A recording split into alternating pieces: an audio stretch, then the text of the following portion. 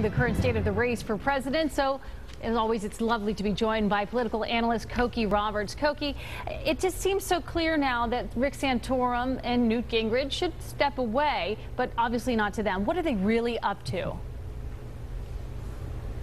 Well, Rick Santorum, I think, really does want to at least get on the ballot in Pennsylvania and fight it out there in his home state and see how he does. But even in Pennsylvania, he's now got a real fight on his hands.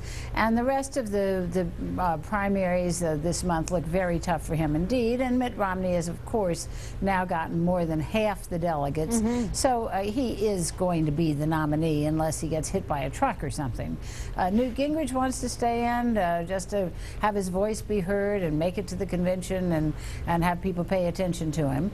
But I don't think there's any question now but that Mitt Romney is the Republican nominee. Do you think Santorum is staying in so that he can become the VP candidate? I would seriously doubt that. I don't think that that's where Romney needs to head from looking for a vice presidential candidate. You know, the voters that Santorum has won are voters who describe themselves as very conservative, and he's won states that are Republican states. And those states are going to go Republican regardless of who's on the ticket.